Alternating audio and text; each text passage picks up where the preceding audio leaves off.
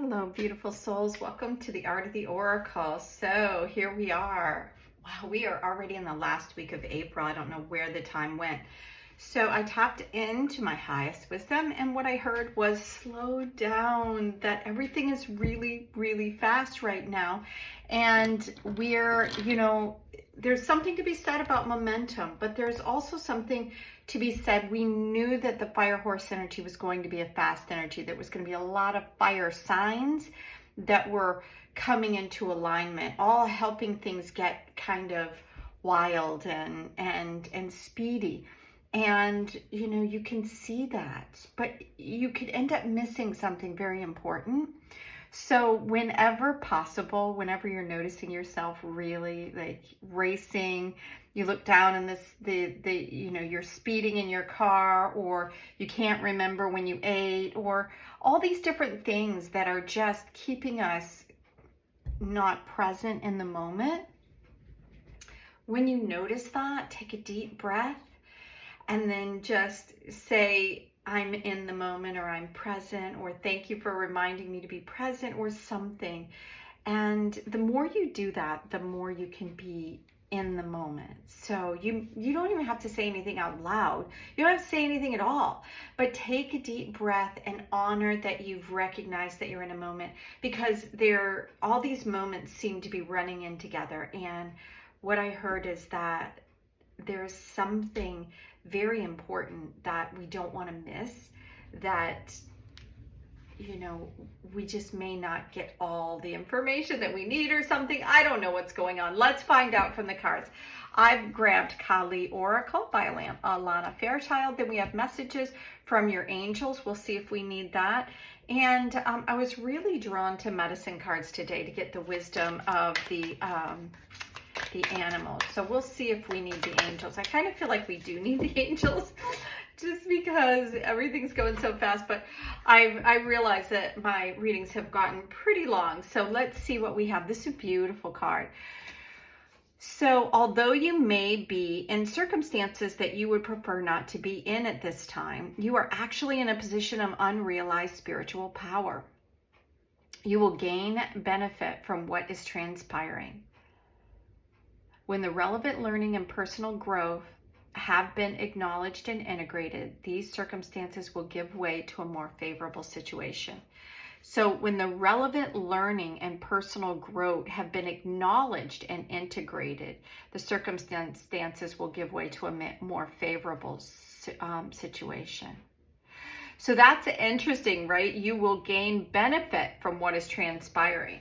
So what's going on that you're not happy about? What is it in your world that you're like, I really don't want to be here anymore?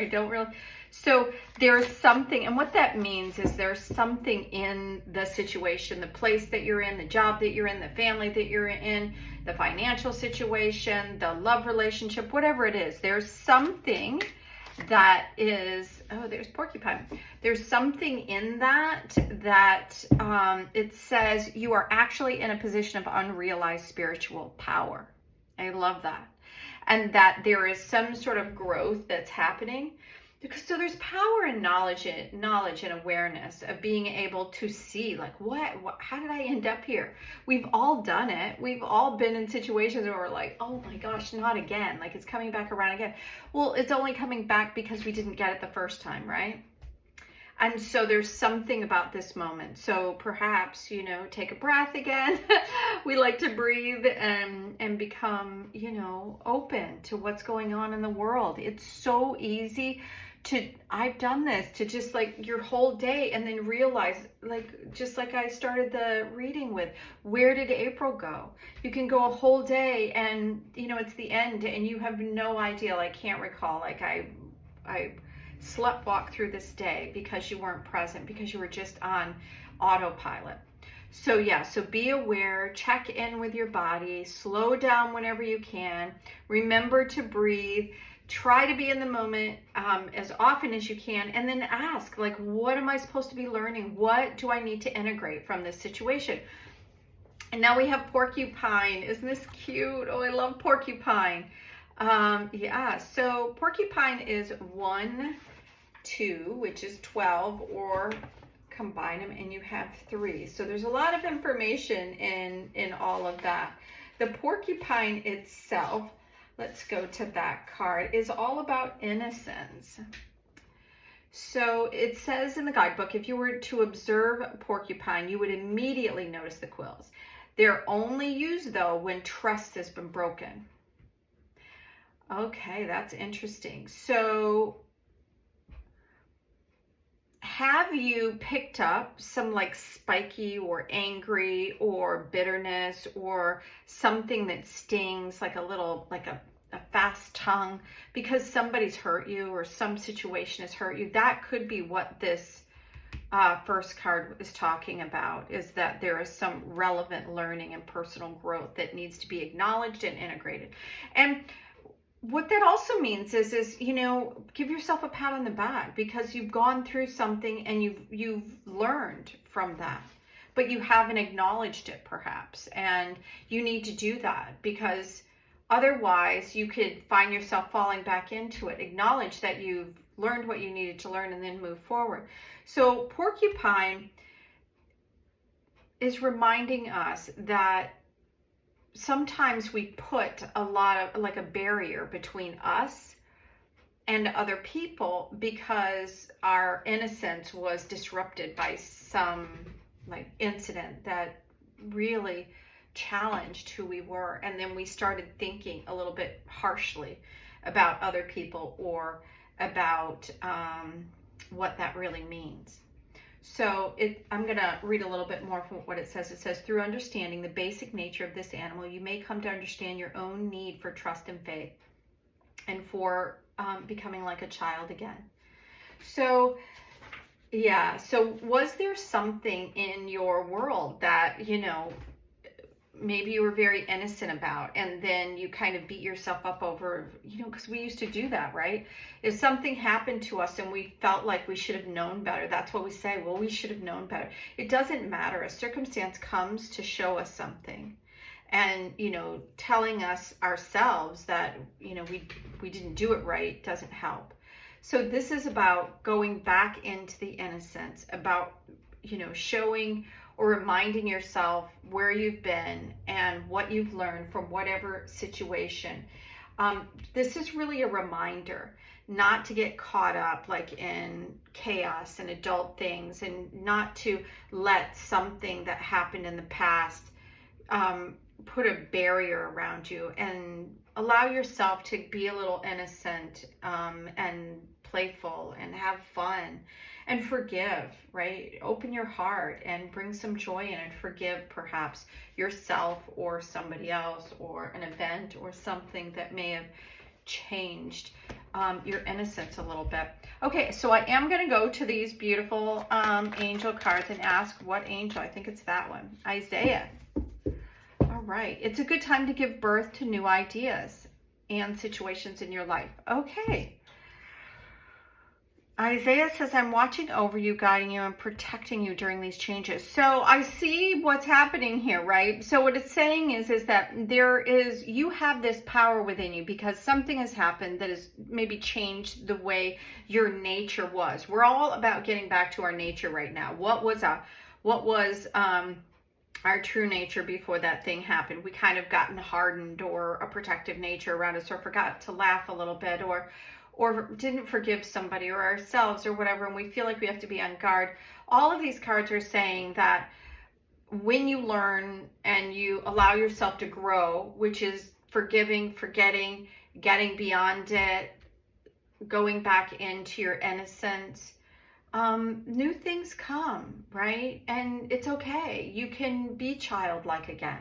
You can birth another version of yourself right now. So let's go to the tarot cards. Whoa, these cards are so active because they're falling all over the place. So all of these are falling out. So I have 4 cards here. This one has fallen out on the floor. Now, it's the 9 of Swords. It's the prettiest 9 of Swords. It was upside down. The 9 of Swords is that card when you're all in your head, when you're trying to, you know, maybe like what we were talking about before, like something could have happened and you you think about it over and over and over again, and you say, I should have said this, or I should have done that, or I shouldn't have done this, or whatever. That's the thing that it's asking you just to kind of let go and to integrate the circumstances. And when you do, something more favorable will come along. When you let go of something, you can lean back into the innocence of who you are and allow yourself to play and to enjoy life again, because you are ready for something to be birthed. Some situation in your life is ready to move and change and grow, and new ideas, or something is coming in that hasn't been around you before. The Two of Wands is showing that. The Two of Wands typically is, you see a man and he's holding a wand, but it's almost like a doorway, and he's looking out because he's about ready to move. It's like there's been a new beginning, a new energy is let go or released, a new ideas come in, and now, what are we going to do with it? That's what the Two of Wands is about. That is a fire energy, despite how pretty this little card looks. It is a fire energy. And it's asking you not to overthink it. Don't overthink what's going on. Don't go back into your head about what was and what should have been. And oh my gosh, this card fell on the floor, so I'm going to grab this one as well. And this is the Ten of Wands. Yeah, so this is about burdens and being able to end the burdens, coming to the end of something that you've been working on. You've been putting a lot of energy into something. And so this is kind of reminding me a little bit of these quills, and it's almost like what it's telling me is that you have been protecting yourself and trying to keep it all together. So everything has been a nice tight little bundle, so you don't get hurt, or you don't, nothing gets lost or whatever. But I feel like there's an ending that needs to happen to some of this. And lastly, we have the Queen of Pentacles, which is also upside down. So the Queen of Pentacles, this is really the card that you want to see when you want a little bit of a break, when you want to be able to enjoy the things that are going on in your life. And I feel like the reason why it's upside down is that you're not letting yourself take that break. You're not letting yourself adjust and just kind of lean into the space that you're in. Here in this Isaiah card, it shows this pregnant woman and Isaiah being around it. It could be that you're, pregnant and you're giving birth. But if you're not, which I would imagine most of you are not, is that if you're pregnant with an idea or pregnant with a new stage of your life or whatever, there's at the end, right before it's coming, it's like you need to rest. You need to pull yourself together and just allow this thing that's coming into the world to come, whether it's an idea or a baby or whatever it is, or if it's just a new pathway that's opening up in your life. It's like we have to rest and allow that idea to come in. I'm feeling like there is something else that would like to be shown. Yeah, there we go. There's one more card here. Yeah. So this is the Four of Pentacles, and it was upside down. Again, I think it's going with that. The Four of Pentacles is really about stability, and it's you see all these cards, like they're really flipping out because there's a lot of energy that's coming through the cards, as well as a lot of energy on the planet. Yeah, so these two cards are all about the tangible things, the things that you want to have, do, experience in your world. And they're upside down because the endings, like these cards several cards are upside down, and it's because there's ending or there's a stopping to something that's trying to end.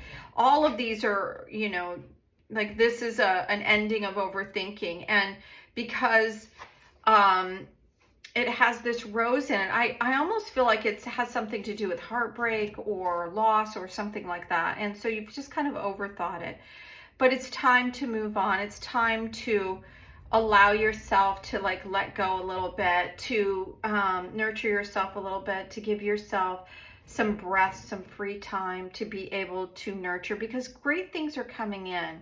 We have the King of Wands that we're ending with, and that is really, it's asking you to get a hold of your power. Like it said here in the beginning, there's unrealized spiritual power.